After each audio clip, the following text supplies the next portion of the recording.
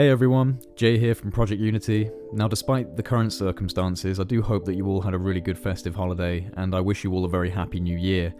Personally, I do believe this is going to be an important year for further transparency on the UFO UAP subject, and to kick off 2021, I'm very pleased to say that tonight I'm going to be speaking with both Chris Bledsoe and Bob McGuire. Now, Chris Bledsoe has become a prominent name within the UFO community due to his ongoing experiences with the phenomenon, experiences which have garnered the interest of members of the scientific community and even from within the U.S. government and its associated intelligence branches. Experiences which challenge a lot of people's concept of the possible, and with that challenge comes the inevitable skepticism from some, which is pretty much unavoidable within this subject, especially when you've had encounters with the phenomenon that are as profound as those that have been experienced by Chris Bledsoe and his family. Now, this is going to be a conversation about the phenomenon, about consciousness, perhaps even about the overall trajectory of the human race in the coming years, as well as, of course, some of the specific experiences that Chris has undergone and what he has taken away from these experiences. But this is a conversation as we enter into the new year that I believe to be important on a multifaceted level, because Chris is not just an experiencer of the phenomenon. It would seem that he has been, for lack of a better term, selected as what could be considered a messenger for the phenomenon, or for some aspect of this phenomenon. And we're going to get into all of that tonight. Alongside Chris, we are also joined by our mutual friend Bob McGuire. For those that don't know about Bob, he served within the United States intelligence community from 1982 over to 2011 before going on to found the Humes Research Center for National Security and Technology over at Virginia Tech. And he has also since become quite a prominent name within the UFO community, most notably for his involvement with and support of the UAP Tracking and Analysis tool known as SkyHub. It's going to be a fascinating discussion, and so without further delay, it is my pleasure to welcome both Chris Bledsoe and Bob McGuire onto the channel. Happy New Year to you both, and how are you? I'm doing great, Jay, and thank you for having me. Thanks for having me, Jay. I'm happy to be here with you, and Happy New Year to both of you and to everyone listening.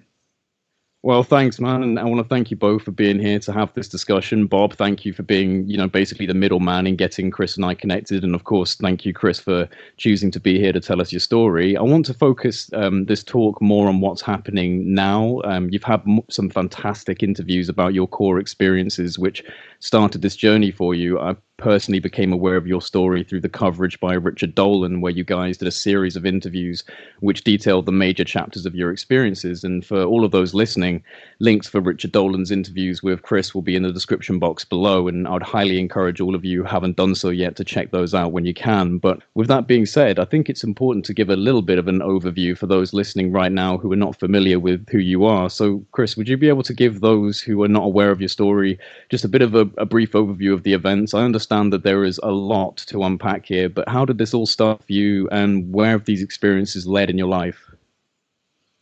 Well, I could take all night with that small question. A very small question has a big answer, but I know. Let's just say to make it very brief, I'll be 60 years old my next birthday. I am a commercial pilot. I still have my certificate. I was a builder for 20 years, built upwards of 100 homes a year. More than 20 years. I've done it all my life.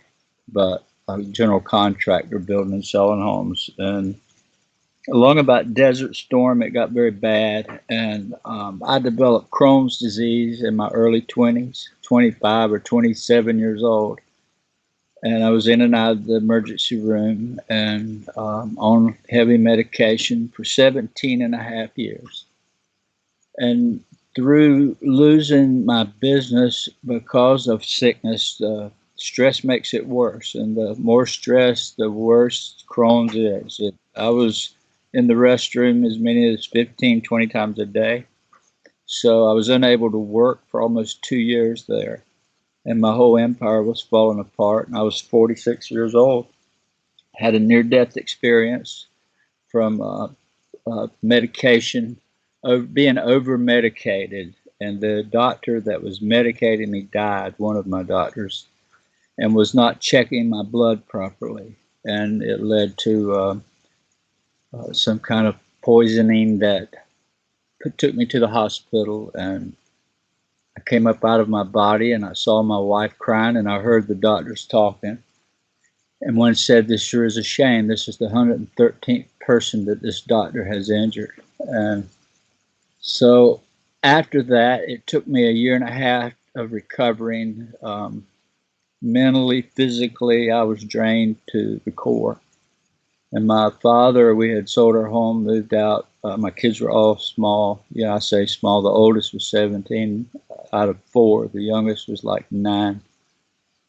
We moved beside my father, and he talked me into trying to get out and going back to work some. And so late October, September, I took a crew of men down to the beach and started a job, and 4 months later finished it and came back home the late 2006 for Christmas. And then January the 8th of 2007 is when the guys finished the project, came home to get their check. I was already home. My son and I, family, long story short, that's where it all started.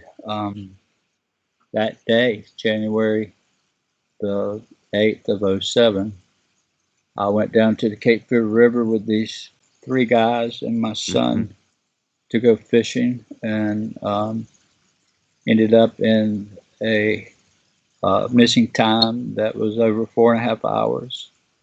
I was brought back, and there was a manhunt that ensued, and a lot of people in the area saw these things. 7 or 8 people reported them. And these were the Orbs of Light. Was it the Orbs of Light that you were seeing at this point? Yeah, there were big orbs, orange, big as a school bus when they were down low. Yeah, but they were sort of egg-shaped, football, however you want to say it. They're wider in the middle, looks sort of like an egg, but they would just turn from orange to white, very brilliant white, and then shoot off. I mean, when they were idling, like when they were sitting still, there was this blood red orange fire that looked like the fire was flying off. The tips was just flying off. It was rotating like round and around these things. And I don't know how much detail you want me to give here.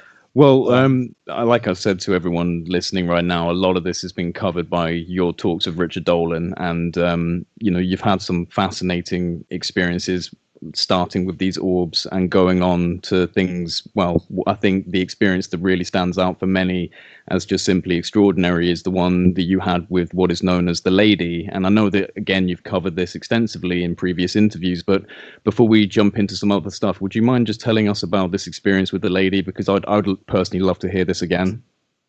Okay, so after that 2007 event,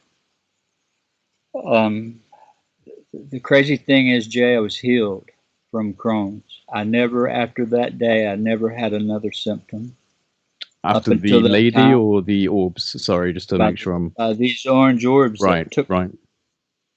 And these same orange orbs that took me were these little glowing white beings. And there were some tall ones in there with them. But the little ones is what I've interacted with, and they were like babies, like children, not babies, 3-year-old children maybe.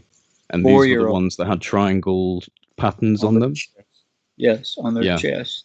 They were glowing sort of like the moon.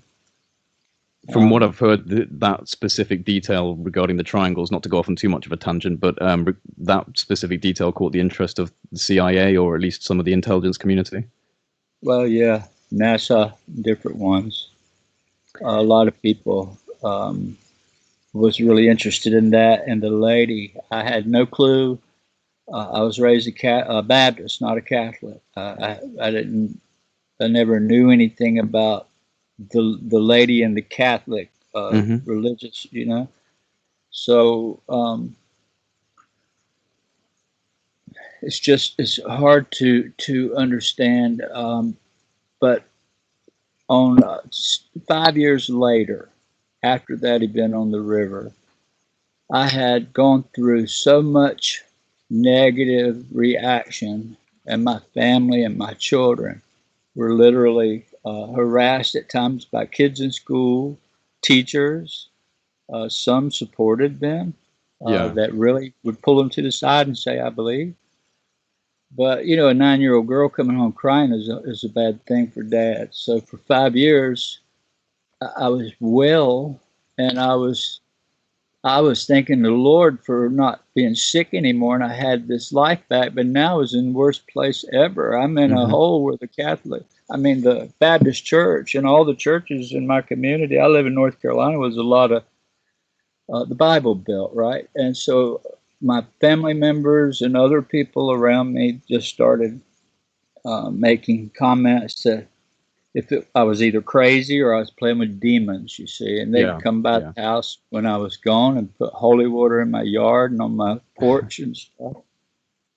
And so I tried to tell the UFO world what had happened to me. And the day they came, the whole group of them, I reported my experiences with these little glowing entities that healed me and that I thought they were angelic beings. They said, well, that's too much. So then the ridicule and the ostracization from the UFO world started.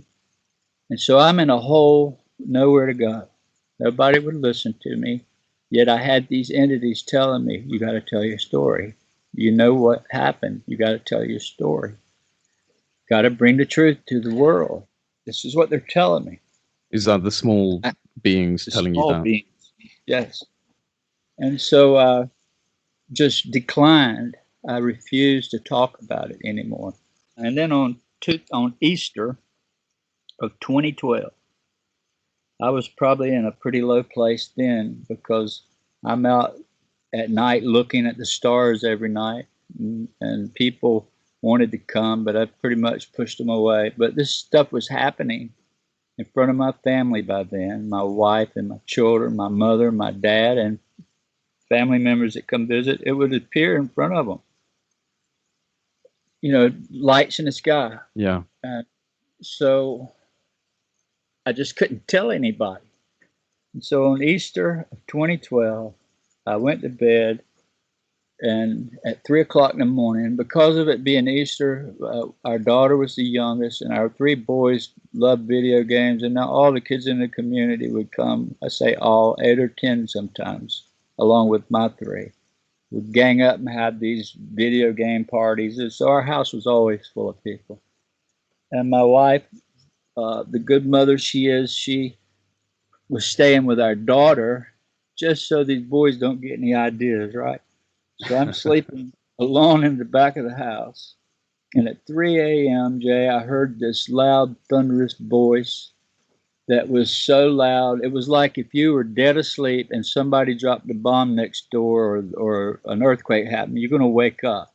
Wow. Well, that noise was that loud in my sleep, and I jumped him up to a sitting position. Was it a noise or words? Did it say anything? It was a word. It said, arise, in a deep, thunderous voice.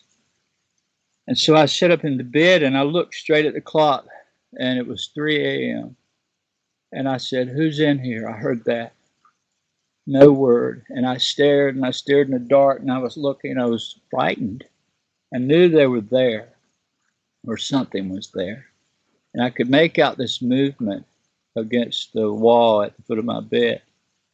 And I don't know what happened. The next thing I know, I'm up. I'm completely dressed from my underclothes to shoes, socks, shirt, coat, pants, and out the back door I went. And I'm following these 3 shadowy figures. It's like they had control of me. So I was led out to where our dog kennel is, and I have witnesses that saw some creepy stuff there, and pictures of, I have a photo of a being standing there in daylight in the same location, same place where Chris Jr. and I put Rosie, our Chesapeake, in on this being. It's in the Dolan interview. So I'm back to the same place at this dog kennel. And right when we got to there, this shadowy being reaches out with 2 hands and hands me this object that is so dark. I just reached out and it said, here, this is yours. you must keep. So I reached out and I took it in both hands. And when I did, it was the size of let's say a chihuahua with fur and all, but no legs, nothing to it. But it felt alive. It was warm and kind of prickly. And so I dropped it immediately, not knowing what it was. And this being said, "No, this is yours. You must keep. Do not lose this." And so I reached down to pick it up, and I'm afraid of it, what it is, because it felt so strange. And it's dark, and I look up, and this entity's gone. And somehow they had taken the fear from me at the river in '07. When everybody was frightened, I wasn't afraid. I was when I first walked up the hill. But that night, I was never afraid. So when I took this thing and I put it in the first kennel out of 15 or 10 kennels in this dog pen of my father's, enclosed, lights, concrete, roof over it, I go to the end and I open the door and I stick it in there, thinking, well, if it's alive, it can't get away, it'll be safe, I've got it. And this has all happened pretty quick. And the minute I set it on the ground, this blast of air comes from behind the kennel, or I'm at the end of it. And this whole head of woods is full of hickory trees and oaks, big ones, some of them 80 feet tall. And so this big hickory tree, which I have in other videos with entities in it being illuminated by orbs, all of a sudden just kind of vanished in front of me, like this opening came, and out of this opening came this bull, about probably 1,200 pounds at least, looked as high as my chest to its back. And it's coming straight at me so fast that I have no time to get out of the way. It runs right over top. And I look up and I can see through it as it went over. And I thought, how strange.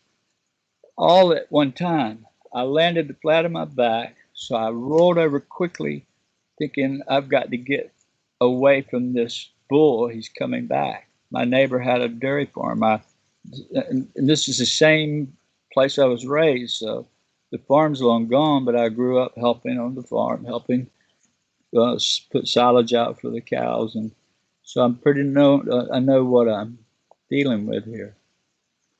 A cow, anyhow. So I knew to get out of its way. But long story short, when I hit my back and rolled over to my stomach, pushed myself up all in a second to my knees as I'm raising my head up to look.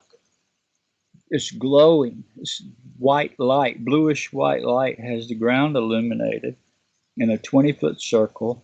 And there is this woman that is no longer a cow, but her feet are about 3 feet off the ground, which is about my chin level because I'm on my knees, right? And I'm shocked beyond anything. I was just frozen. And her dress was like all the stars in the sky twinkling as it wavered. And she had no shoes on. Her dress went to the top of her feet. And her arms were covered by this long silky dress out to her hands. And her collar was up around her neck. So she was in this beautiful white, beautiful dress. She had this golden hair, golden blonde and blue eyes, and was glowing this bluish white light. So as I'm taking all this in, she looks at me and she said, "You know why I'm here?" And I knew why, because for the last 5 years, I'd felt so much internal need to tell this story, but I was being held back by everyone. The UFO world wouldn't let me near a conference. They didn't want me because I was not what they were into, this nuts and stuff. And so I couldn't tell it to the local church. They had already told me I wasn't allowed to talk about it. I had to go, pray that it leaves. And so where am I at now? And she said, and there's a lot of things she said, and I've held a lot of it back for a long time. maybe we get into that in a bit, but she looked at me and she said, "This is your burden. You must keep. You have to tell what you know." Then she began to tell me that there were people in power in this world that were using the book of Revelations as a script, like a movie script. They were wanting it to play out to bring about the end of the world, but that we could change that. We could change, and she used two words, destiny and fate. I told this to some people many, many years ago. And she began to show me these visions of things to come. And they were very fearful. But she said, if you will tell this, if you will do this, I'll always be with you, and I will help you with witnesses and with photo and video. And in the first 5 years, I had never had a picture of nothing. Every time it would appear, I'd drag my camera phone out and boom, it would disappear. It would never let me take a picture. It knows your thoughts. Yeah. Everything you're thinking, before you do it, it's already there. It knows if you're looking at it, and your friend, it knows how to appear to you with 10 people standing around you and they never see it.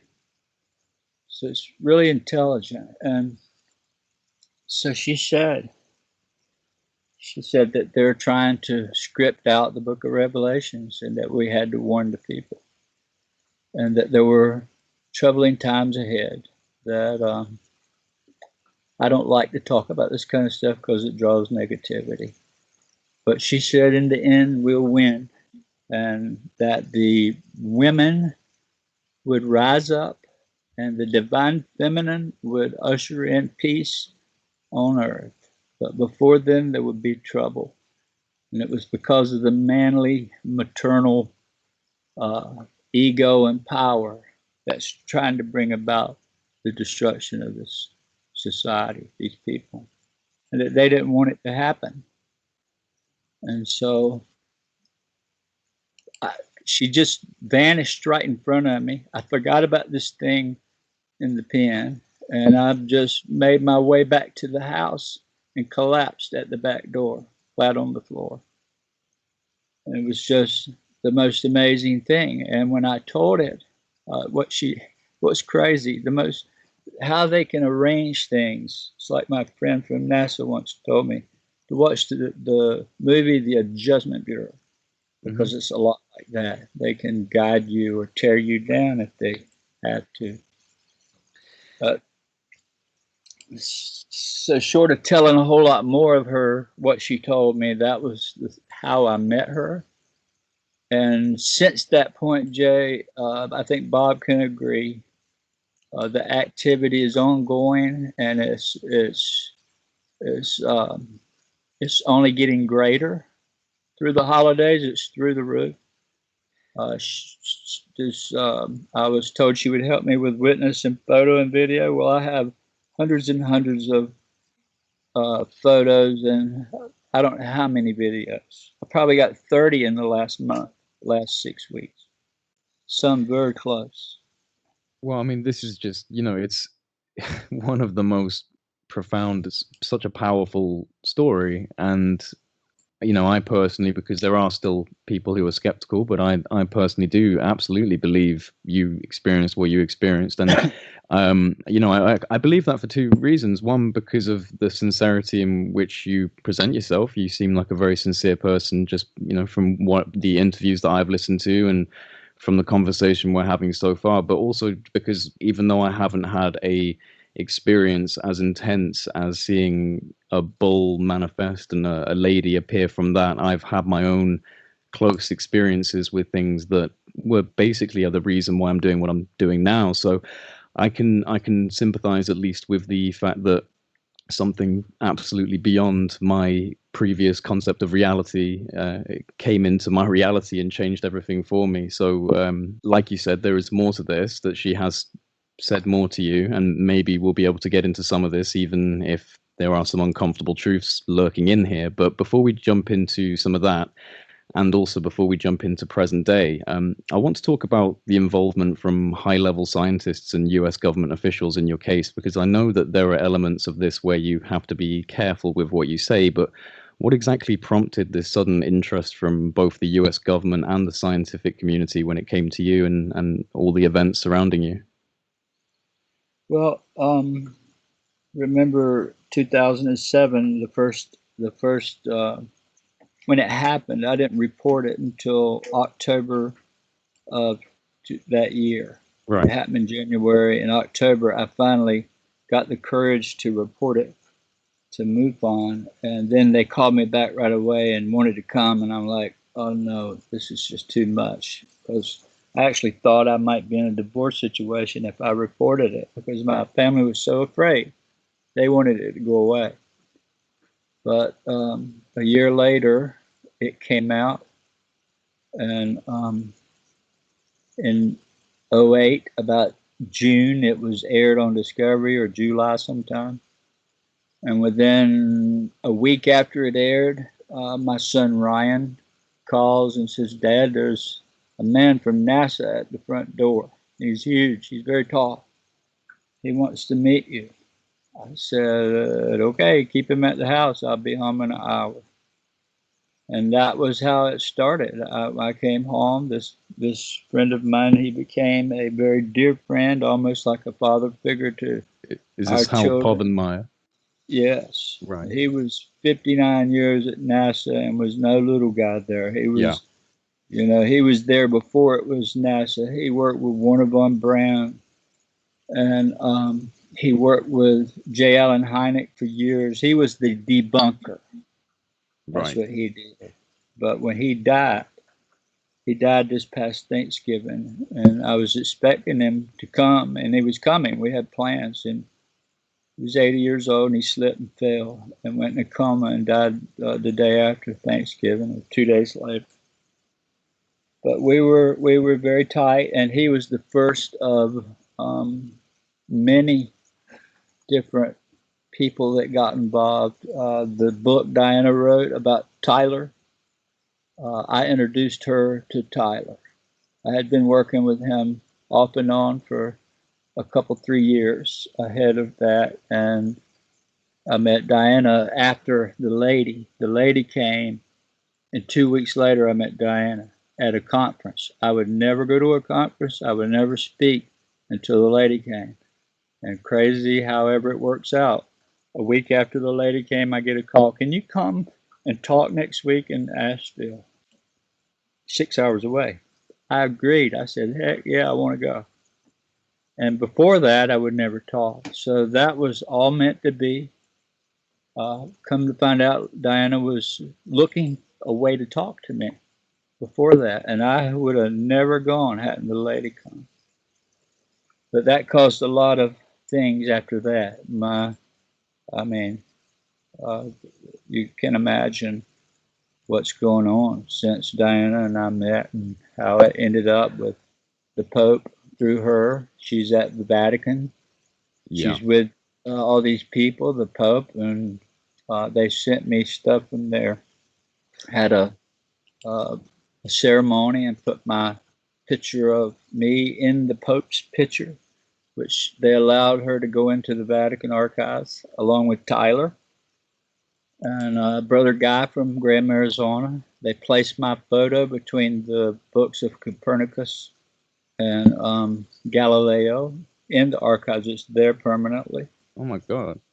Yes. And the Pope sent me some photos of paintings from the Vatican, and said, with a warning, he said, these orbs are angelic beings, and that they don't know that their presence when they're that excited can harm the human body.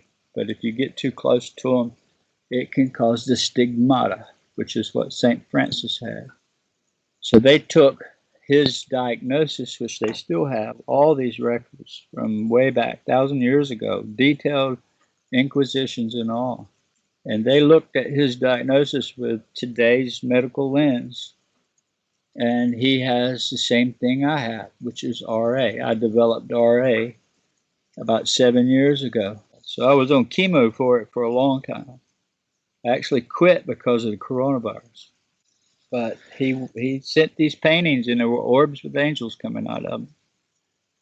And so, I have a lot of reasoning to say what I say and to know what I know. I mean, just like Dr. McGuire, you remember the lady said, when I will help you. When the time's right, I'll help you with witnesses and photos and videos, right? Well, I sat back for 8 years again after I met Diana. Here comes these writers from Hollywood, and they want to do this big thing. And so I agreed to be quiet about it until they made this project. And Diana and I are involved in it together. And so what happened was, some of these scientists from the government, the CIA, I have friends in the CIA, friends in the NSA, friends in national intelligence, friends everywhere. The National Reconnaissance Office, I have 3 or 4 friends from there. A highly secretive group. And they all have an expressed interest in your experiences. All of them. And they all ask about the lady, because they know she's real. She appeared to the Indians as the white buffalo calf lady. Yeah. Nothing to do with the Virgin Mary, see. That's just a name, I think, that was put to her. I think she's been here forever and ever and ever. I think she's what binds this whole world together, you might say. Mother Earth, Gaia. Right. I don't know. But she is what she is, and she's been around forever. Am I correct in saying that Jim Semivan came to see you soon after your experience with the lady? Yeah, it was probably 2016. He had to retire officially before he could meet us. Right. So we've become good friends. I met him not at my house. I met him in Pennsylvania at a friend's house, and really a lot of his friends in New York. I've been to bar mitzvahs with friends in the CIA, even the director. So, they all know this. People are not stupid. The government these people are geniuses, but everybody had to be quiet about it until 2016. After 2016 is really when disclosure came. There's just nobody realized it. Is there any specific? Again this past year, in early February or January, February, when the Navy said it's real. Yeah. Hey, it's real. We just don't know what it is. And everybody's still looking for disclosure. They want these aliens. You see, they want these spaceships and ray guns. But I'm afraid they're not going to get it. No. What do you think that they're going to get instead if we have, further transparency on this issue as it goes forward through the public? I mean, if we are going to see some unveiling of some degree, do you have any idea or any inclination as to what might be told? Yeah, I think you're going to get more of it's real and more videos confirming it. But I don't think you're going to get a S-23B Star Cruiser with magic microwaves and stuff in it. It's just not going to happen.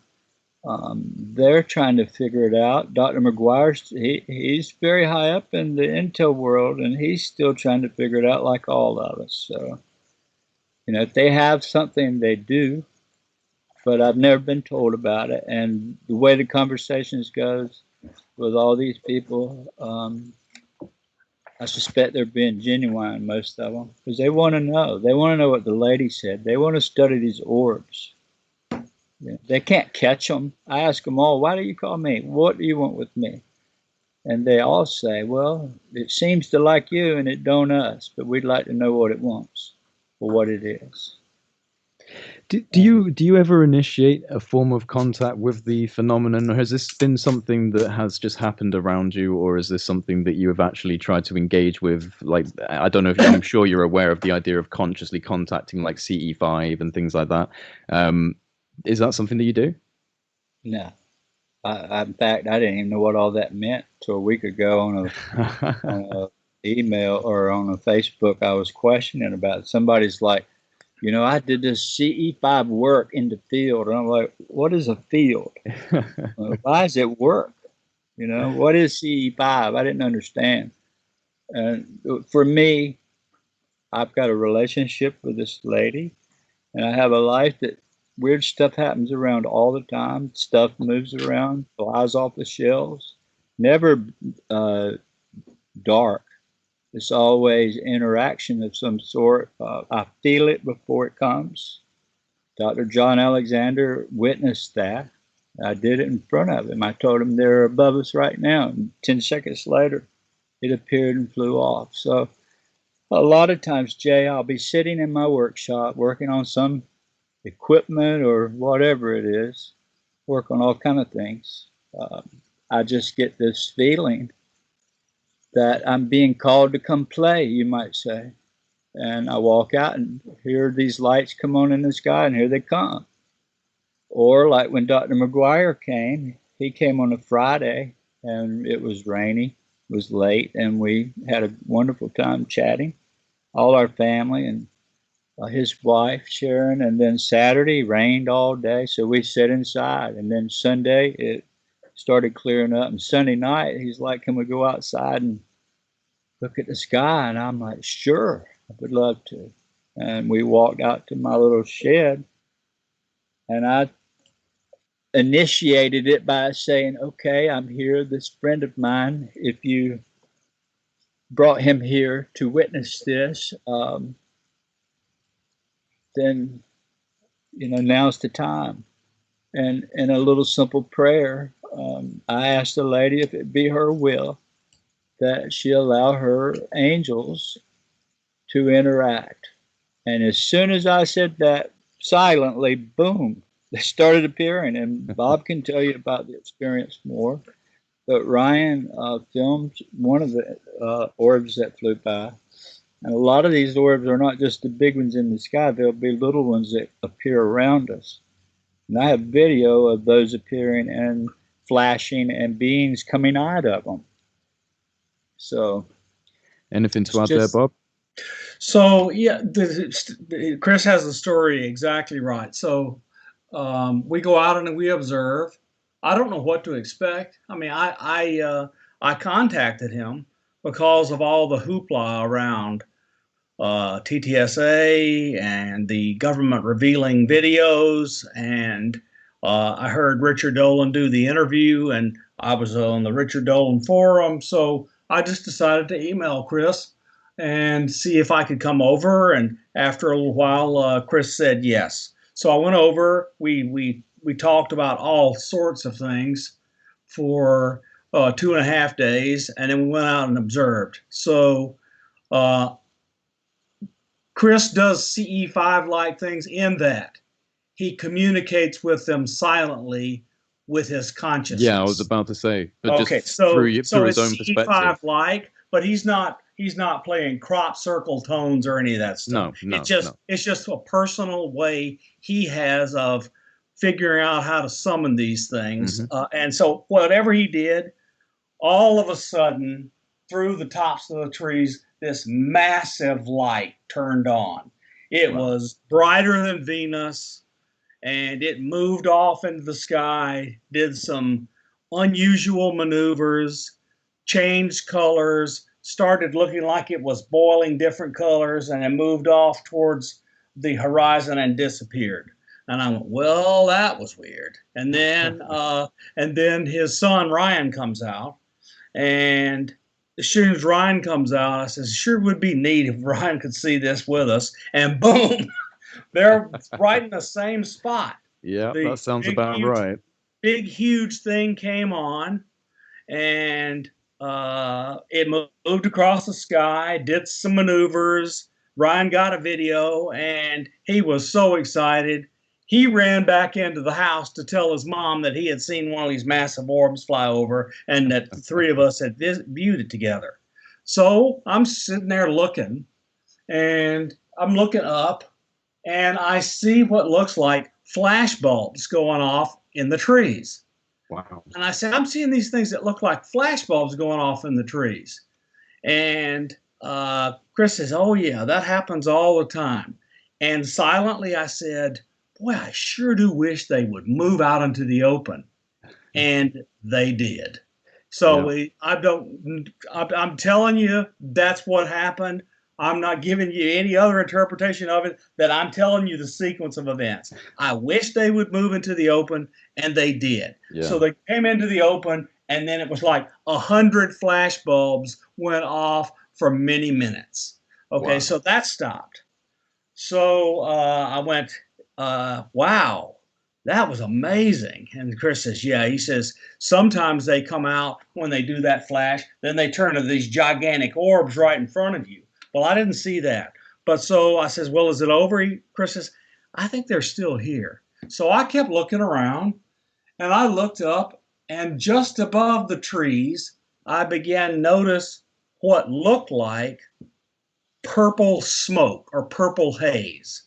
And it had this like undulation to it, like it was the surface of a lake. Okay. But it looked like purple smoke, surface of the lake, right above the trees. And I watched, and I says, wow, I'm seeing this purple aura. And Chris has a little trouble seeing it, so he didn't see it, but never mind, it was clear to me. And I'm looking up, and all of a sudden, it vanishes. And within seconds, Chris says, okay, that's it, they're gone. I mean, wow. There was no communication that the thing had disappeared, other than he felt they were gone. Yeah, and he hadn't, and he didn't see it. He couldn't see it, correct? No, he does not have great night vision anymore. So anyway, so it disappeared, and we went inside and told everybody about all of our great experiences. And so we finished up, and Sharon and I left the next day and went back to our place in Gulf Shores, Alabama, and Chris and I talked on and off for a week while I decided what I was going to do with Chris going forward. I didn't, because I had other obligations that I couldn't just go all in or whatever. I thought so. Of course, I'm coming to the realization this entity doesn't care what your plans are. So Sharon and I started getting sprayed with water that came out of the middle of the air. Now, look, we did everything we could, everything we possibly could to try to find the leak or the source or whatever.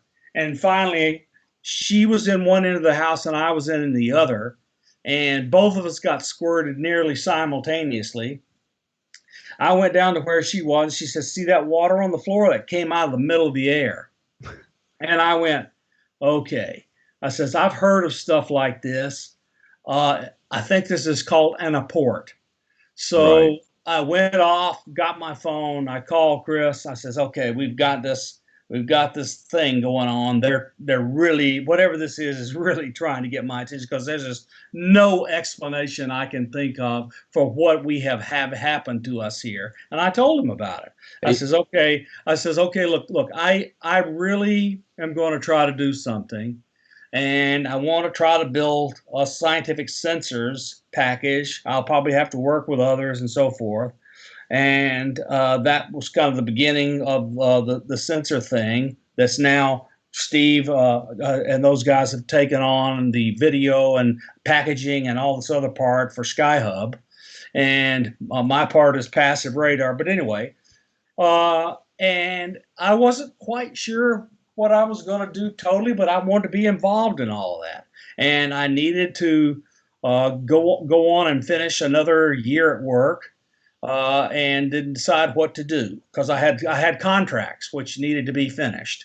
So with the U.S. government, I had contracts at Virginia Tech that needed to be finished. So, but I committed, and within 2 weeks of being squirted by water and committed, my wife, who had a stroke a year and a half before, had almost every lingering after effect of the stroke disappear. My goodness. It was just like, it was just miraculous. So I had 3 heart attacks. And I was okay. I was fine. Had a coronary bypass, and doctor says, "Man," he says, "you're the most amazing guy I've ever seen to have 3 heart attacks." So, but I still had this cholesterol problem and triglyceride problem. So I had real trouble getting good cardiochemistry. So 6 months later, I decide that I'm going to retire. I'm sorry, COVID hits, and I decide that I'm going to retire. So I go to my doctor and say, "Look, do a physical workup on me before I have to leave your practice because I'm going to retire and move home." And he did this workup on me, and he says, "I don't know what you're doing, but you got to keep doing it." And I says, "What do you mean?" He said, "You have a 125 total cholesterol. Your high densities are great. Your triglycerides are 50% below critical level." He says, "You've got the blood chemistry of a 25-year-old athlete." Oh my God. And I'm going to tell you, that was the heaviest I ever was in my life. I was not really behaving, and it was just something changed my entire body chemistry. Well, this So is something real quick. I just really wanted to touch on this because there's almost a contradiction happening with the phenomenon. Because Chris, you mentioned before how the Vatican, or was it even the Pope, who actually warned you about the potential physical effects of close proximity to these things. Yet there's also the same breadth, miraculous healing. I don't know if either of you want to touch on that because it seems like a contradiction.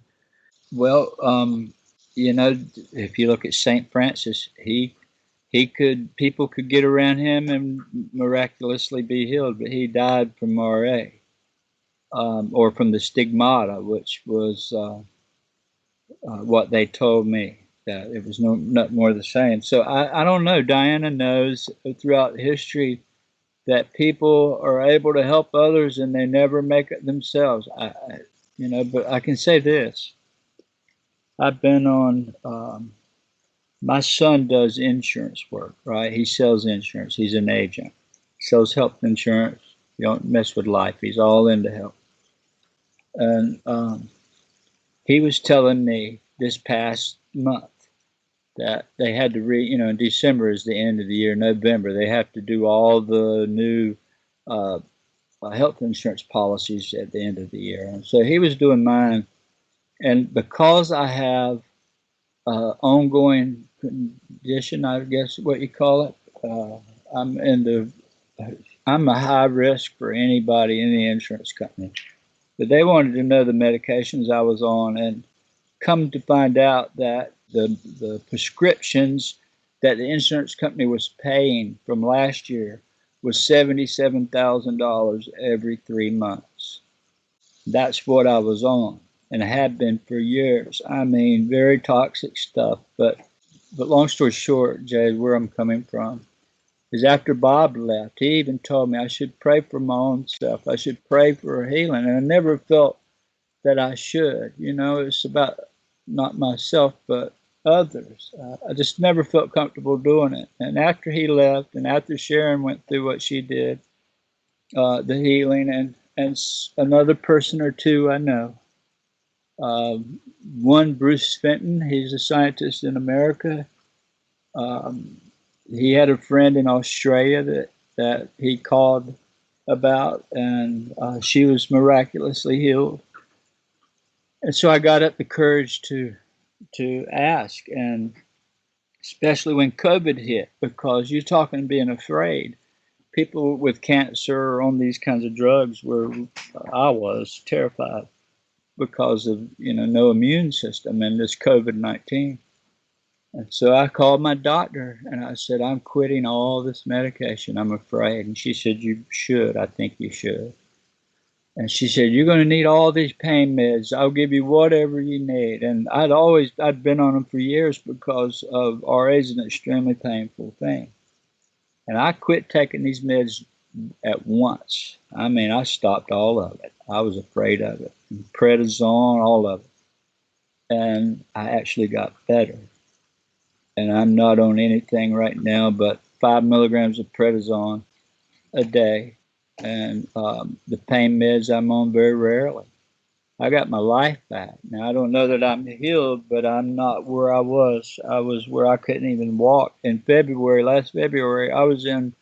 Bob can tell you, I couldn't walk. I was in a wheelchair in L.A. in February, but today I can walk with a backpack on probably 5 miles today. Wow. And so He built his daughter a tiny house. I mean, this guy's back to living. Well, yeah, that's fantastic news. I mean, yeah, the year 2020 has been an intense year on a global scale. I mean, the coronavirus has touched pretty much every single one of our lives in one way or another, whether it be directly or via a friend or family member. Something I wanted to touch on though is we're also seeing the development of higher states of control and surveillance, the ever-growing expansion of kind of a technocratic society that idolizes material gain and territorial dominance more so than making attempts at healing the planet or its people. What really fascinates me about your story, Chris, the most fascinating parts to me at least are the more prophetic nature of some of the experiences, especially your experiences with the lady, because it does seem as if some level of prophecy has been passed down to you basically, or at least this is how it seems to appear. Is there anything that you can say to us about the coming years? I think everyone listening would agree that it would be good to have some good news. so this is where I don't see that good news for a while, and I don't want to be a Debbie Downer or known for preaching negativity, and I never give these prophetic things. I mean, I wrote some of it down, and I told certain people. I even was asked to put what the lady said in writing for the Pentagon for a couple of generals there, and I did. So I've refrained from speaking this stuff all these years, being quiet about it, but just telling the story about her. And what prompted me to say what I said on a little interview I did a couple nights ago was the fact that I knew now's the time. At least I feel it, because you see, Easter of 2019, Easter of 2019. Remember, I hadn't been talking for 8 years. I did the Richard Dolans show that fall. I did Jimmy Church three episodes that year. I did the UFO News Network that year. I went to L.A. or to San Francisco with Bob and I that first of that year, but it was always never telling it, keeping it in, until this year things prompted me to, because of the Easter 2019. So what happened was, I walk out my back door. I live on a little cabin, about 800 square feet. My wife and I, we downsized from 3,500 feet, 5 bedrooms to 2 bedrooms on a lake, a little private pond. It's 15 acres, and it's got a gate, and I'm a mile from the city, less than a mile, 900 feet from the city limits. And so, but it's like being in the country, sort of, where I was raised. But so I walk out my door about 7:30, 8 o'clock that night, after supper. I felt this drawing to go out. And I can stand on my back porch and fish with a fishing pole. My back of the cabin is only 6, 8 feet from the water, and a little pier there. So I open the door, me and the dogs, we go out, a Chihuahua and a Border Collie. And as soon as I open the door, Jay, on the other side of the pond, which is about, I don't know, 50, 75 yards across, it's very long but narrow. And the trees are tall, 80-foot pines, a lot of them. But on the other side of the pond, way up in the air above the trees, one of those orbs appeared. And when it appeared, I knew it was excited, because it started flashing, flashing, flashing like, hello, I'm glad to see you come out the door. That's what I knew it was waiting on me. Right. So here it starts, this erratic behavior. I mean, nothing like I had seen, that excited, that it all of a sudden it took off down, straight down in a spiral, like a big spiral, and it's flashing red, yellow, white, just brilliantly. It's about the size of a beach ball. And it gets to the ground on the other side of the pond and stops. and it's just sitting there. And all of a sudden, it eases out over the water like a person walking, and the chills hit me so bad, I just dropped to my knees and I said, Lord, protect me. I'm not leaving. Just don't let it get too close. And I'd been warned by NASA. I had friends from NASA. I've been warned by even the Pope through Diana not to let them get too close. And my friend Hal Palvenmeyer said that the energy was so great it could kill you instantly but that's not their intention. It wanted to come see me, and it did. It all of a sudden moves out over the pond. Now it's going up and down 10 feet, and it gets out over the center of the pond, and I'm pulling my cell phone out, and I'm holding it shaking like a leaf, and I'm pointing it at this thing, and I'm fumbling for video, right? And I never hit record. Didn't realize I didn't hit record. And it's jumping up and down. It's 25, 30 feet from me, and it's over the pond, and I could see every time the orb would go down towards the water, it'd go about inches off the water, and it'd shoot back up. And it was inside of a being that if you ever seen the movie The Predator, where this translucent entities on a tree limb or running around, that's what it looked like, with an orb inside of it. God. I have a video of one appearing, an orb, and there's a lady standing next to me, two of them, and I'm not taking it. The lady beside me's taking it. They're at my house, and she got a video of one coming out of the orb, an entity. So anyhow, I looked up after a few minutes, and I realized I never hit play, record. Right. So I hit the button record, and the minute I did, it is like somebody switched it off. But it went to that orb, would go down towards the water, and it would flash like a flash bulb, like Bob was saying. It would move up middle ways of its body, flash like a flash bulb. It'd move up to its head 10 feet, flash. I filmed that for 17 minutes and 50-some seconds. That was this past 2019 Easter. And so after that all happened, I began to, and I'm under this agreement with Hollywood not to speak. And I had been strictly told, you can never talk. You can't talk. Not till we get this thing going, you'll spoil it, blah, blah, blah. So I would never talk. I went against them. And I called a friend. I said, I've got to tell it. I've got to tell it. It's in my head. I have got to tell it. And so it made me start talking. I immediately contacted the first person or the last one that called me, and ended up doing 10 interviews, and then the first in-person one in California. But the whole thing was, this entity said, now's the time, you got to start talking. That trouble is looming for 2020. The apocalypse is coming. The truth, the revealing. The word apocalypse is not the end of the world. It means to reveal that which is hidden. It's a Greek word. To reveal, the revealing. In other words, 2020, I predicted it was going to be told. And it did. The U.S. government did within a month or two.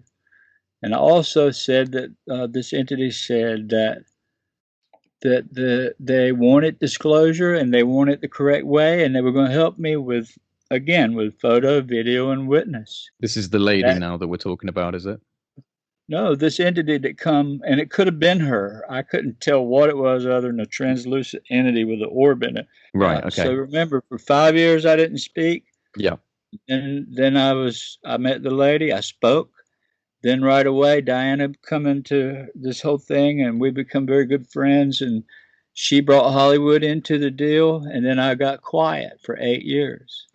And this entity come at Easter and said, now's the time, we're going to help you. And so I was going to bust, or I had to tell it. It was just a knowing. I kept dreaming it every night, future events. And so I got the courage up to start telling this whole thing.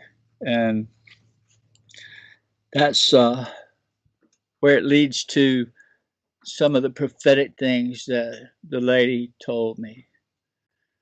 And this entity that came again, which was probably her or something she sent, said the same thing. And something I've hid for all these years was that I saw war coming to America. I saw war on our soil. I saw a sub attack on New York City. And I told this to several people for several years now. I mean, for the last, it's been known for, since the lady, I told certain people what I saw. And even Bob, I'm sure I told him that I saw a sub pull up and eject a little small boat and go back down.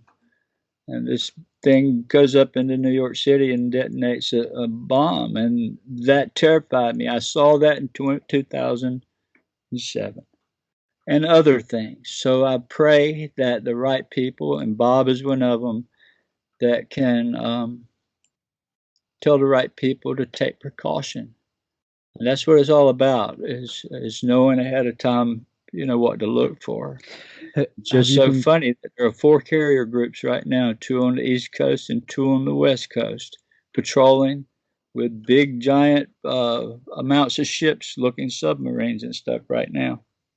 What do you think the necessary steps are for people to take? I mean, have you been given any inclination, or have you been given any direct information about what is needed from, I don't know, humanity or individuals? Has there been anything given to you in that regard? I'm sorry I'm having to tell this, but I think that the right people are listening that could keep an eye out for that kind of thing and maybe can stop it all. And there's no truth. It may not come true, but I'm just telling you what I was told that many years ago, and then again. And funny, let me say this, if it has any weight to it.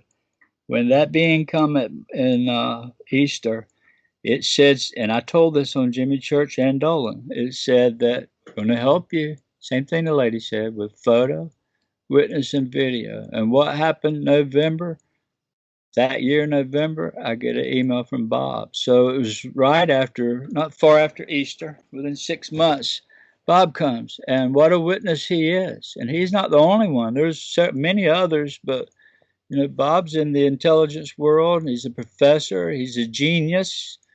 And he's the right guy to help research this stuff. And it was the lady that brought him the angels. I know it was. His wife was healed from this. So I give it all to her, the mother. And then this year, here I come, these generous people start sending cameras. I just got a brand new Nikon. A doctor sent it to me, said, "Merry Christmas." And it's $1,000 camera, iPod, extra batteries, lenses. I'm just so thankful That's for amazing. having friends like that, And then I get another friend, Joel Griffin Dodd, in San Diego, sends me a Psionics night vision. He said, "Use this to help tell the world." And since this stuff come, there's no telling how many videos I have. I know I've gotten 30 in the since Thanksgiving. And I don't go out that much because it's cold and RA don't mix. And it's rained for the last 3 days. But it's definitely an increase in activity. And I believe that once all this darkness leaves and this fear, that good times will come again. And we'll see peace. But I'm worried about the next 6, 8 months. I honestly am. And I felt like if I didn't tell this, if something went wrong, I would never live it down. Well, I mean, for me personally, I try and, when I'm talking about, even with just friends and family, when I'm talking about all the situations that are going on in the world right now, for me personally, it kind of helps to almost see it as the planet as a single individual human, as one being, and probably at a very early stage in its life, really. I mean, you look at your own life, and as a child, you only know a certain amount, you're quite ignorant to the world, and as you grow, you make mistakes and you learn from those mistakes, and you do have to go through a certain degree of pain and difficult situations to gain some level of wisdom. And as you become an elder, you hopefully have collected a good amount of information, and you can provide a wise outcome. But you've gone through a lot to get to that place, and I sometimes think that the planet can be seen in the same way. And for me, major events like coronavirus or anything else that causes like global pain, it's in some way could be attributed to the same growing path as a single human being. We have to learn from these events. We have to take from these situations wisdoms, because there's always wisdom. And I believe there is, at least there's always wisdom in every situation that's negative. There's something to be found in it. So I don't know if you see that in a similar way, but I would like to imagine that the negatives of this are leading towards a positive. At least that's how I try and view things. One thing I was told, or actually became a knowing, and is shown by these, they put it in my head anyhow, I can say, because I don't come up with this stuff, but the way they described it to me was that Earth is a living entity just like we are.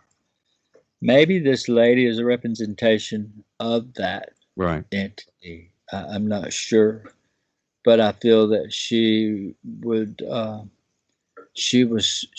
I can tell you, they are protecting this planet, and if we don't keep it, if we let it get too far, I think that the frequency that we put out as a collective, if it's negative and dark and in fear, I think the Earth senses that and begins to react to it in a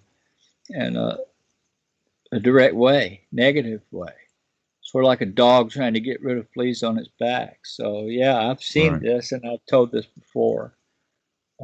But everything's alive, even the trees. And something John Alexander told me a long time ago, I'll never forget, that he was doing an experiment in this university, and they wired up these plants, and they could take scissors and walk over to that plant with intentions to cut it, and the sensor would go nuts.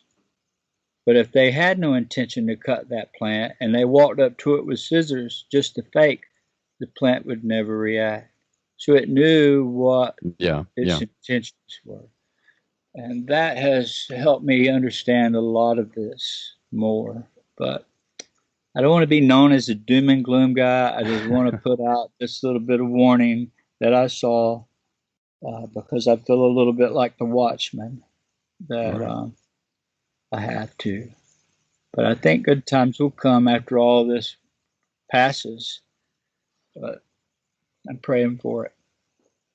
We just need to all just be precautious and hold our faith and not let any negativity into our lives.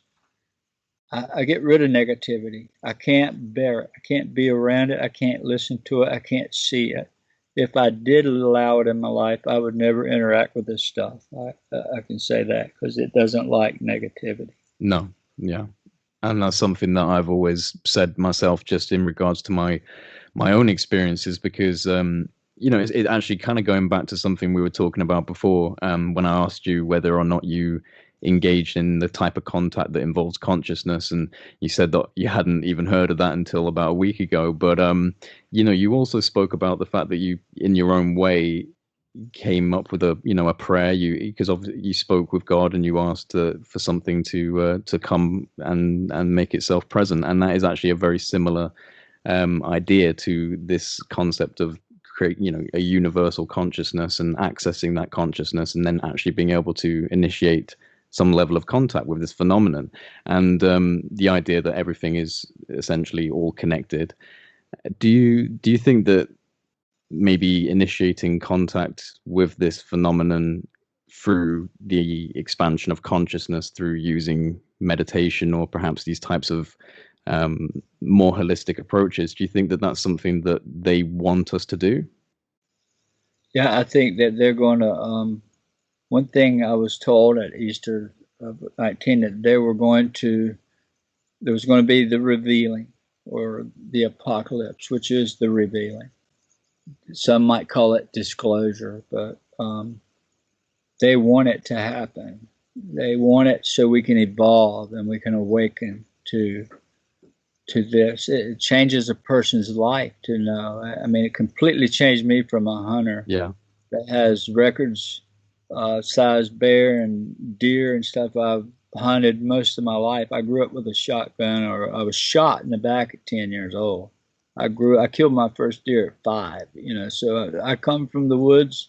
And, but my whole life is not like that anymore. I've just picked up a little spider in my shop and took it outside and set it down under the building so it wouldn't rain on it. I just don't do that. I can't imagine harming anything that's living anymore.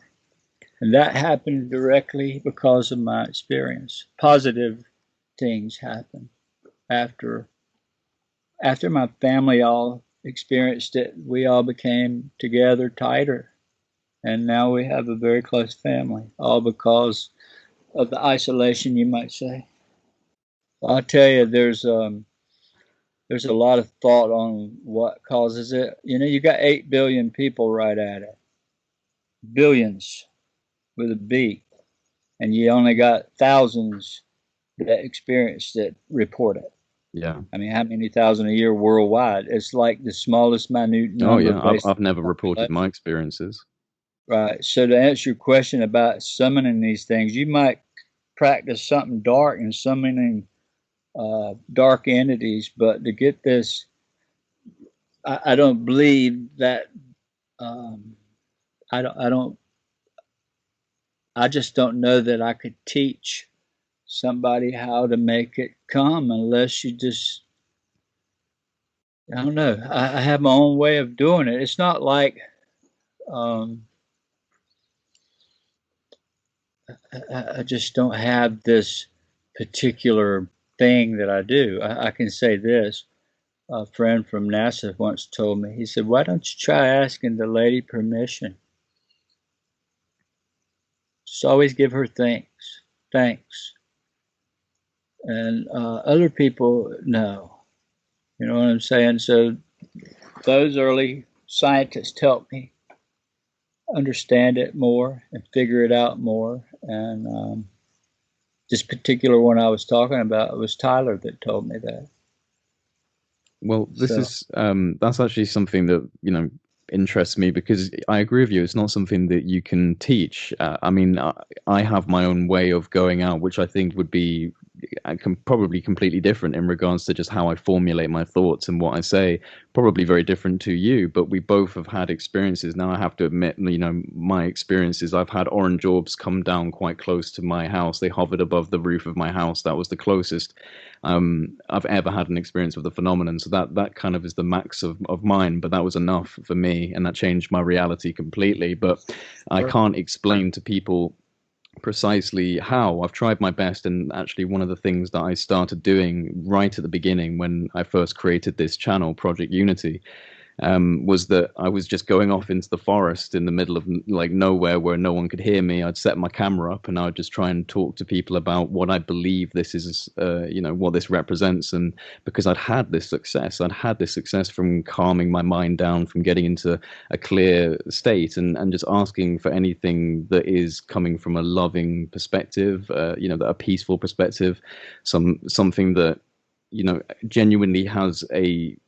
loving feeling towards humanity and is here to help. If there is anything out there that can actually interpret this, hear it, feel it, sense it, to make themselves known to me. And after repeating this over and over in all sorts of different ways, and just essentially projecting those thoughts out into the universe, or at least visualizing that that's what I'm doing, I had success. And I can't particularly explain, there's no specific rules or regulations to this. I honestly think that at the end of the day, the experiences that we have with these entities, especially if it's rooted in some form of initiating contact, it's about your intention. It's about whether or not you believe it. People can go out there and try and do this, but if they don't actually believe that they're going to see anything, then I think that that's exactly what they're going to get. And so I don't know if you agree with that, but it just seems to me that there does have to be some deep level of intention, some level of knowing. I'm sure as a man of faith that you would understand the concept of having some faith in the fact that this is real. I usually say, because obviously as someone that's constantly trying to talk about this stuff, and I'm trying to make it sensible, because I do have a lot of people that have given me comments about how this is all woo-woo science and junk science, and I've had my own experiences, so that's difficult. But at the same time, basically, I think that it's just really important that people understand that this type of thing is actually real. It can happen, and it's happened to yourself, and it's happened to myself and countless others. And so I've kind of gone off on a little bit of a trail now, and I've forgotten my original question, but I don't know if either of you just want to comment on what I've been babbling about. Well, I'll say one thing. It's an idea that's going around in the intel world and some scientists, because I've been working with some for a long time, not just in the last month. I'm talking over the last 10 years. But there's a belief, I've been told that they believe about 85% of those here experiencing this stuff have some sort of Cherokee bloodline somewhere in their history, Cherokee Indian and or Scottish, Scotch Irish. So could that be? I mean, they're thinking, why don't everybody see it and only certain ones? So they're searching for keys, and one of them Right. is Almost bloodline. like a genetic predisposition to this kind of stuff. Yeah, and they say, and if you don't have it, you don't see it. You don't interact with it. And that's not me making this up. That's coming from some very, if I said the names, everybody would know who they are that is suggesting this, right? I'm here for the ride. Right. But maybe that explains why it's not so universal. But I think that they're preparing us that can see it, such as yourself, to wake up and start telling the world what you know. That's why you're so, you know, some might say, well, Jay's going off the deep end. He's not doing what he used to do. All he's doing is talking about aliens or UFOs now. So you're spreading the word. Yeah, You're some doing people have said that. what they want you to do.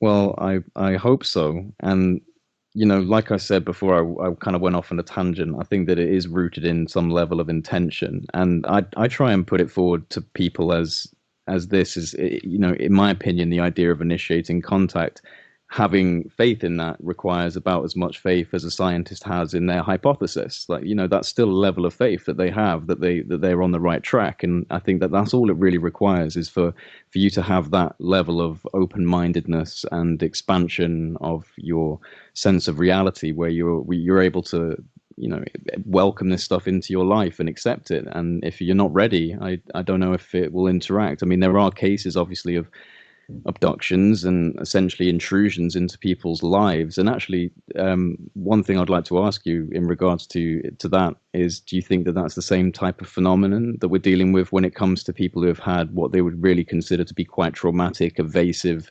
types of experiences which they didn't ask for? Do you think that that's a different type of thing? Absolutely. I think you get what you put out. You know, there's negative that can get right in on you and influence you, possess people, demonic entities. And if you're not protected, you're open for that. Straight up. I mean, this world is like a video game. When you buy an Xbox and you take certain games are snowy, all snow. Certain games are all water. And certain games, they're just different. They have all their parameters. And all you're allowed to do is play that game. You can't change the programming. You can only play that game and hope you survive it. Well, this earth is just like that. It's just an illusion. It's not real. I mean, it is real, but it's an illusion. Jesus even said, if you had the faith of a tiny seed, you could wake up and make miracles, make mountains move. So all he was telling us is how to live here and to love one another, right? So this world is programmed with ghost, with good and evil, and you can't change it. However many people want to be atheist or whatever and make all these claims, you cannot change the makeup of this world. The matrix has all that. It's about life and death. You come here and you live a short time and you die. If you don't do it right, maybe you lose your soul here, because this is one of the worst levels of suffering and just greed and evil. And I mean, most people suffer here.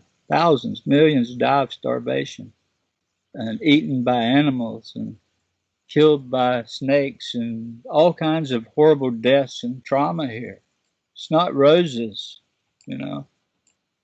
Only the elite enjoy the fruits of this world. Most people suffer, you know, or have, you know, this terrible things that happen to family members. It's just not the best world, and you can't change it. No matter how many scientists want to try to prove it, in a few years they're going to be dead and gone, and all their thoughts are gone. You better try to get it right while you're here, or you may not. You may lose your soul here. Let's hear it from Bob. I've probably spoken. You've been very quiet, Bob. I'd love to hear from you. Well, I just want Chris to tell his story. There are several points that I'd like to make that are parallel or I think impact on how people view Chris and should view him. In 2015 and 16, when people started coming seeing him, included Tom DeLonge and Jim Semivan. That was before. I'm making a point now, just so you understand. I'm doing this for emphasis. That was before all the revelations, before the WikiLeaks stuff came out. So I don't know why people think TTSA came together 5 seconds before that news conference in 2017. Right. Yeah. These guys have been doing stuff, interacting with Chris, working together, laying their plans for a long time. And I know this because they came and visited Chris. Okay, now that's not at his home. I've seen pictures of Semivan and Semivan's wife at Chris's house. Okay, that's number one.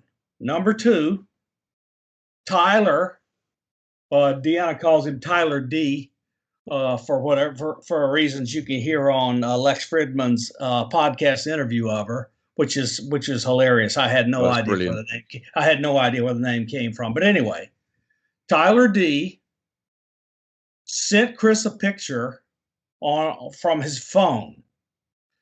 And Chris has this picture. I've seen it. We've put it in presentations for Chris, and he's displayed it. And this picture is of an envelope half covered up with a napkin. The envelope on the right, you can see the right side of the address on the envelope. That's Chris Bledsoe's address. And the napkin has the presidential seal and Camp David on it.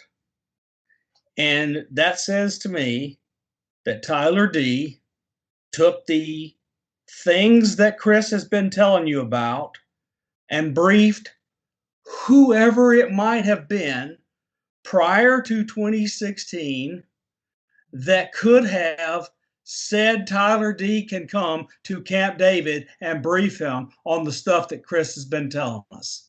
That is what that photo implies. Okay. Chris has so much evidence. It's just unreal. So Chris and I have been talking about this, but I'm going to tell you straight up. COVID has gotten in the way of Chris and I continuing to work together and me doing other things. So I chose to go ahead and retire. Chris was correct and everybody, I think most people know that I was involved in the intelligence community for a long time. And then I retired from the intelligence community, became a professor at Virginia Tech. And so from that time until this past May, two things. I was on the faculty at Virginia Tech, chief scientist for the Hume Center for National Security and Technology, and I was a professor. And I had lots of graduate students, taught a few courses, did a lot of research. But last May, I retired. I'm adjunct faculty now, and I no longer hold any kind of security clearance whatsoever. I am no longer in the intelligence community and have no involvement with them.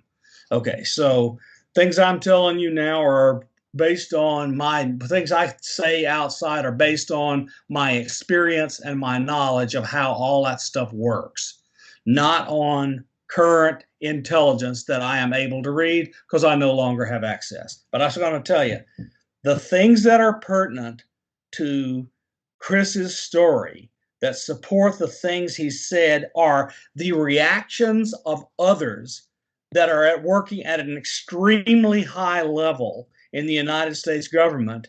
And there's one person in the United States that can order someone or enable someone to go to Camp David and give a briefing. Just one. And we know who that was prior to 2016.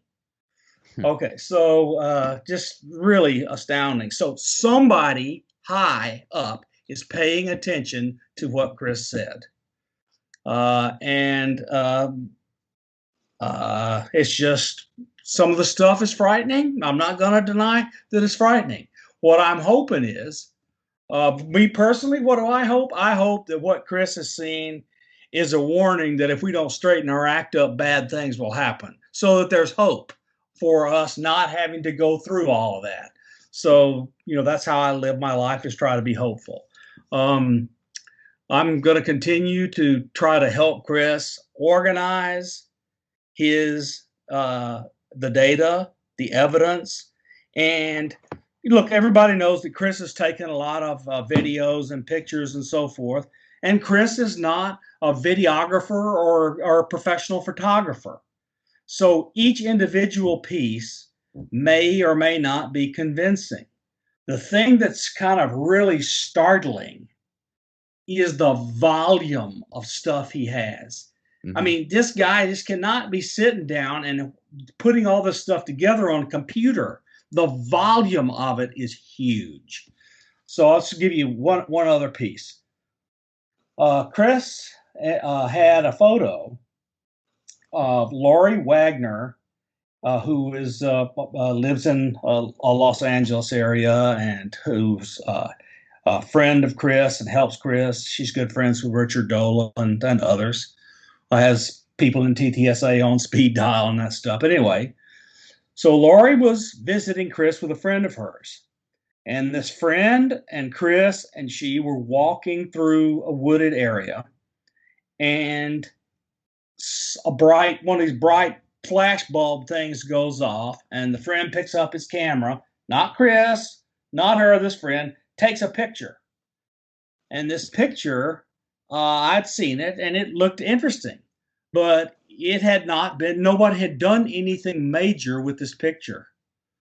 So I took this picture prior to Chris going to San Francisco to the conference to put it in his presentation, and I processed it. Now, that doesn't mean I added anything. It meant I changed light levels, contrast, other kinds of things. There were no pixels added or subtracted, so there's no additive work. This is just regular processing like one might do in Photoshop, not hacking it together. And when I process this thing, this orb goes on this kind of wavy path behind Lori Wagner's back.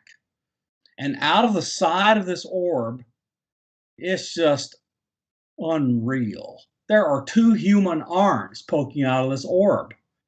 And then I processed off in front of Lori in the direction she was looking, and there are two shadow-like figures in front of her. One is immediate, and one you need to look at that's a little further beyond the immediately obvious one. And there are two of them in this photo. I mean, that was one of the most amazing things I'd ever seen when I processed it. And I'm just going to tell you, he has a ton of stuff like that. The stuff needs to be processed. The story needs to be written down in kind of this linear fashion. So from like time to time to time, when things happen and so forth. And Chris knows an experiment that I want to do. I'm not going to tell all the details of this experiment, But I know of an experiment that Chris was involved with, and the experiment is astounding. He can tell you from the first time he showed me the evidence of the experiment and the content of the experiment and how it was conducted that I have been chomping at the bit to do this experiment with him. And we're just going to figure out how to do it carefully so that when the results come, they're undeniable, that I don't have an involvement in the collection of the data, and Chris does whatever he does on his end, and we'll just see how it goes. But if it goes like it did before, it'll be amazing. Are you able to give any details on that, on what that experiment is? That's what I'm trying not to do. Let's just say it's taking a picture, and the fact that it takes a picture of a UFO is amazing. Right. I'm just going to say it's take a picture of a UFO, and it's clear it's a UFO. There's no doubt it's a UFO. If we can duplicate that experiment and do it in a blind way so that I'm not involved, etc., and yet still get the same result, it'll be amazing.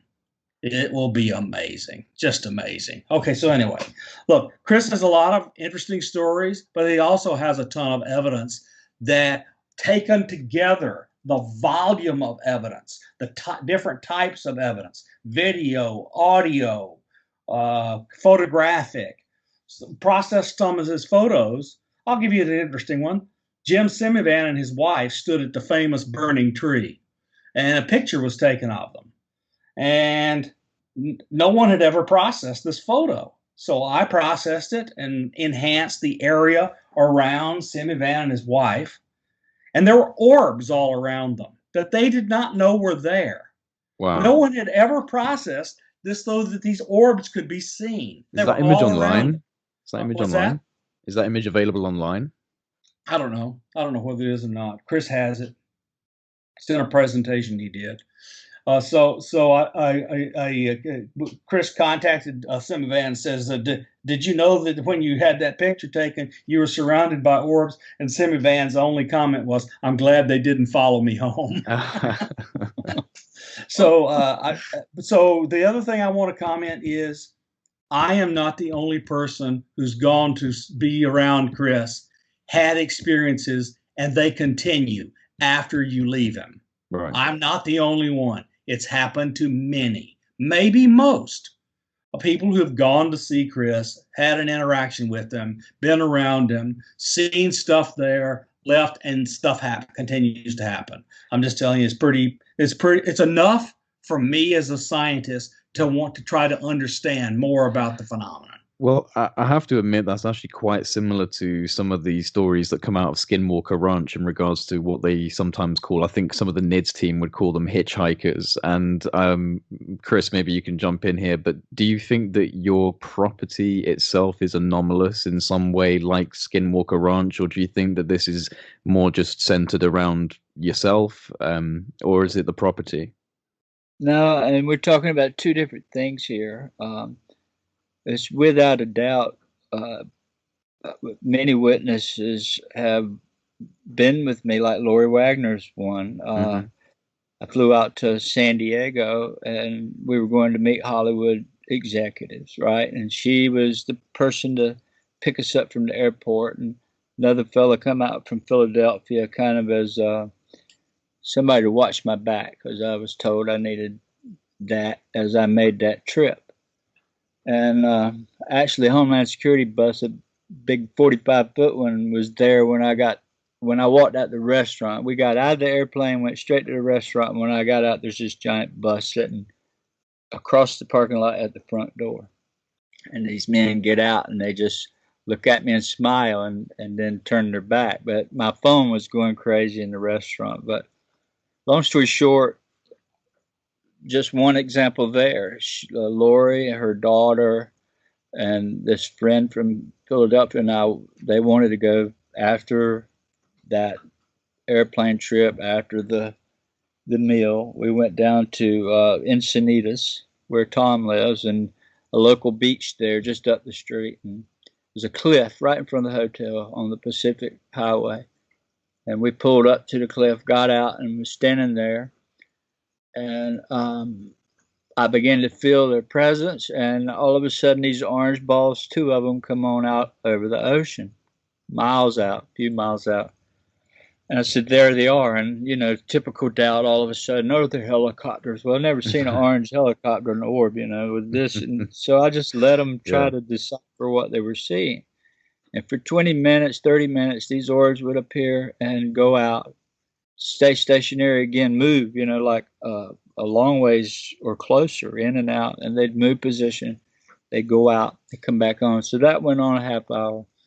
And then they kind of faded away, and we didn't see them for some time. And it was time to go to the hotel. So when we turned our back to the sea and started walking towards the car, all of a sudden, Lori's daughter, Gabby, says, what in the world is that? And we all looked straight up, and about 200 feet over our head were these 2 orbs, the orange ones that were out over the sea. Now they're this translucent blue, and they look like, they were very low, just twice as high as the trees. And they weren't going fast at all, very slow, right over our heads, straight up. And then they look like raindrops when they merged together. I mean, like a glob, bloop, they went together, just like 2 water drops would.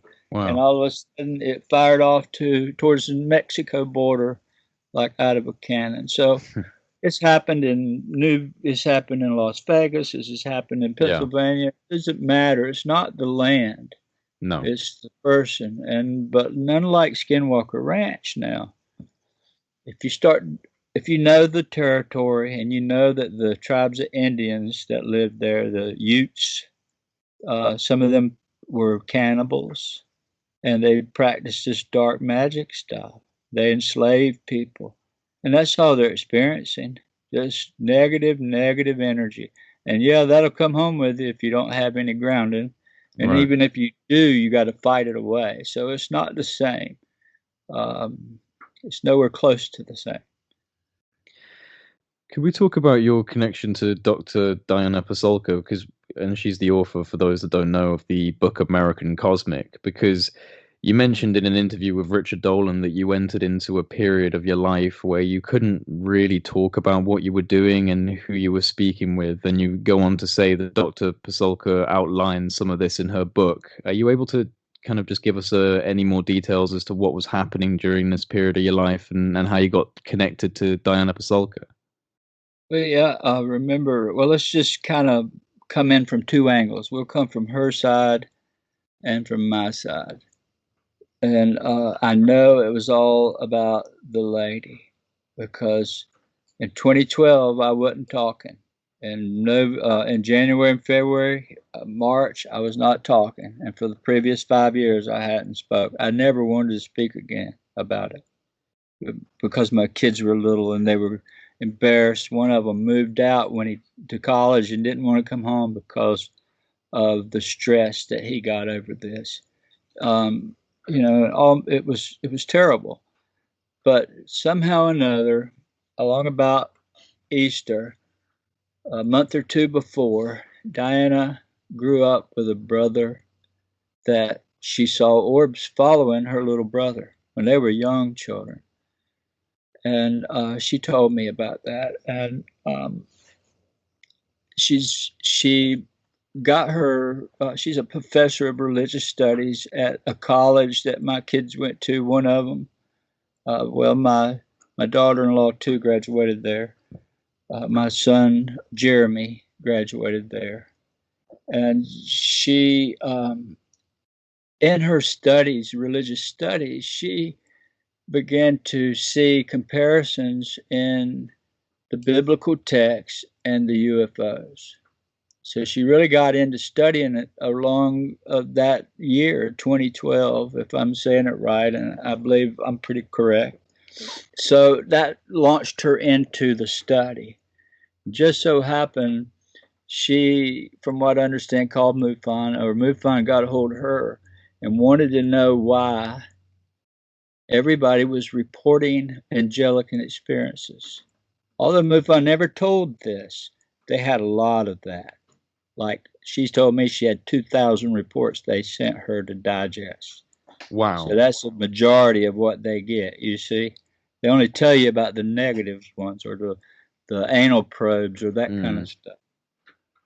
So it got her interest into studying the phenomena, and she reached out to them about who is the closest person to me I can study that, you know, thinks of angels. Well, correctly they pointed straight at me, right? And that was just a week or a month or two before the lady came. So she actually reached out to MUFON to get me to come to speak so she could come see me and visit me. I had no idea this was going on. The lady came 2 weeks before that and said, go tell your story. 1 week later, MUFON called, and the next week I was with Diana. Wow. That's how we met, and it was early on in her career. And she and I started writing a book together called Seraphine. We still have that manuscript, we're part of it.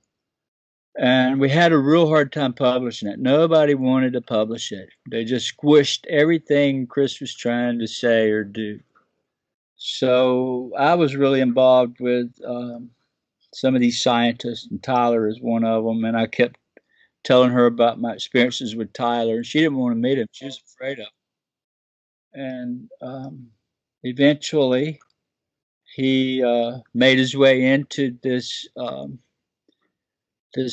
into her life and I guess they were looking at her to the lady. Just all I can say is something miraculous directed it all, as it was at me, and it wasn't her. It was all guided, and this is where we are now. She wrote this book, and she was told that she couldn't write about me.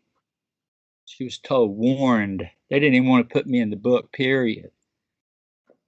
This is facts. My story's been stepped on and squished and hushed for a long time.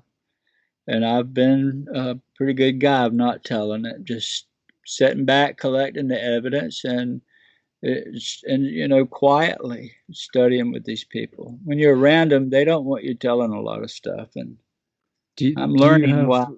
Sorry, go on.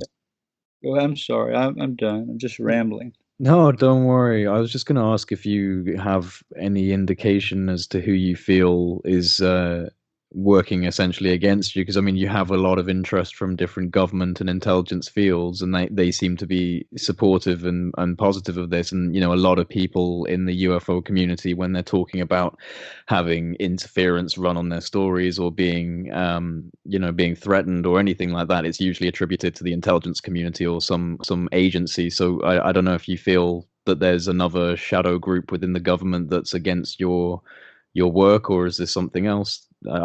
Any ideas? Most of it was before 2016. Before 2016, it was not so public. But after that, you know, the government really released the secret in 2016. They loosened up the whole thing. That was about the time Diana's book, she was in the middle of writing it. So, yeah, before that time, I was afraid, definitely afraid to mention a name or anything. But after that, I was told, why don't you go talk? Dr. Povenmire said, why don't you go talk? Why aren't you telling your story? It's important you tell it. This was around that time. And I said, because I felt threatened, how I don't feel safe, you know, going public, because I've been told not to. And he said that the government had loosened up on the secret, and they were going to tell some truths over the next few years. Nothing fast, but he said, I believe by 2025, it'll all be out there. 2025? That's what he told me. Okay. And that's why I tell it now. And I don't worry. I did have people come and threaten, and there were different groups that they didn't want me telling what I had. Threatened my wife and children, but they've disappeared, and there are others that are watching over me from that group of people.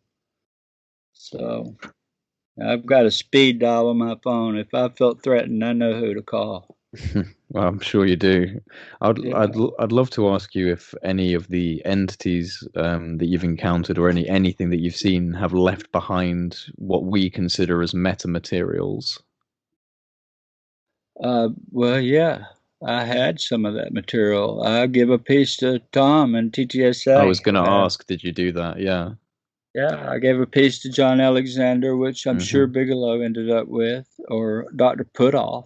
I know he got hands on some of it, but and I have friends, other friends that have it that are scared to death of public, and they confided in me, and it was through me that I took these people to this person's house so he would let them study his material, which turned out to be real stuff as well.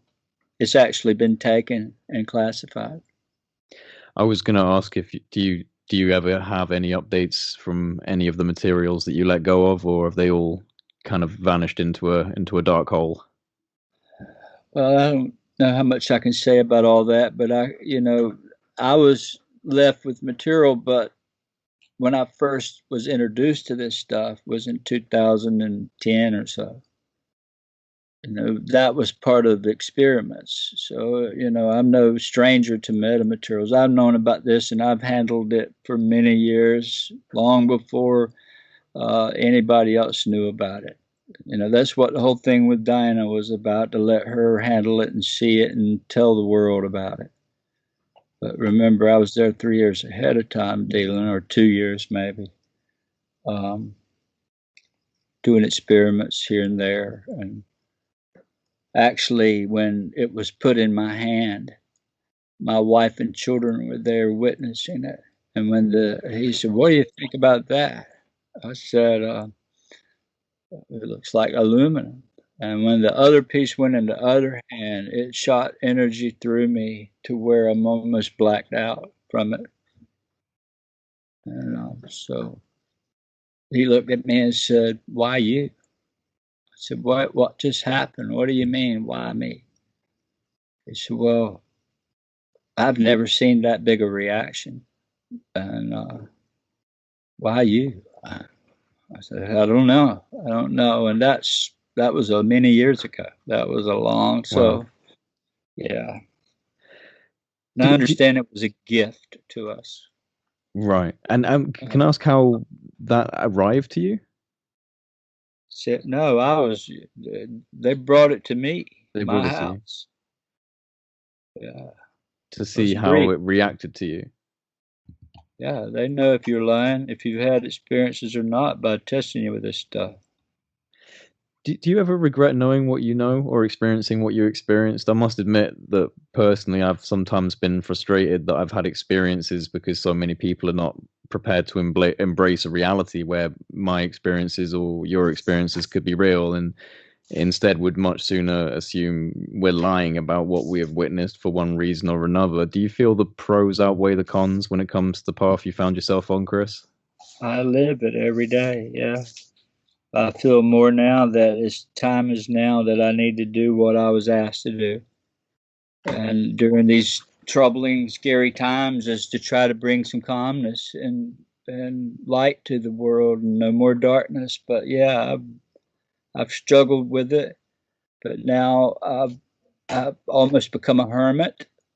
In fact, I would if I had the chance. My wife knows I want to move out in the country somewhere in the woods. I don't care if I ever see people anymore, and I could live off the land. That's how much struggle I've had to deal with this. And when you walk out the door, here they come, 10, 15 of them sometimes, not just one. We're talking a lot of them. And here comes the whole process again. So I can't get away from it. It is what it is. My kids love me. I have a new grandchild, so I feel like I'm a very blessed person. I have very good friends like Dr. McGuire and Sharon. We just uh, love them as friends, and others. I've met so many people, so I'm not going to look back and regret anything. But I have struggled with it. I sure have. But it is what it is, and So, but I Well, know we got to end this thing sooner or later. that's a healthy way to look at it. And the last question I actually have for you, I messaged your son Ryan on Twitter to see if he had any suggestions for what I should ask you, and he told me to ask you about the Great Deception, saying that you would know what it was. So, what is the Great Deception? This is something that's in the Bible. Remember, one thing that rings in my head is when that lady was talking to me, she said they're scripting the Bible. They're making it play out just like it is written. And in that book of Revelations, it tells you that in the last days that even the very elect will be deceived, will not understand that they're even being deceived. And I'll leave it at that. We're in those times right now. There's a great deception happening. And I haven't figured it out, but I know it's oppressing people. It's the internet is like an alien, you know, and I think that has a lot to do with it. Because you know, tell them what you're looking at there, and people's minds are so fragile, they take all this stuff in. So there's this deception that's happening around the world, and Google and all them's not helping it with censoring people. So this is like an alien. It's like the beast that the Bible talks about. And I'm not selling organized religion, believe me. I'm not into organized religion, but I never lost Jesus Christ, what I was raised to believe. And people can mock that all they want, but I would say, whatever faith you have, I would find it. And I think everybody will during these dark times. If things get worse, they'll be looking for their faith, and it'd be a good thing for us all. So I can't just know that there's a deception happening right now, and we all need to try to figure out what the truth is. Who knows? Well, Chris, I want to thank you both, and Bob as well. I want to thank both of you. You've been more than generous with your time. Before we wrap up here, is there anything that either of you want to say to everyone listening? Any plans for the future, Chris? Well, I'm sorry that I finally brought this truth out, and it had to be on this show, and I did it in the last one.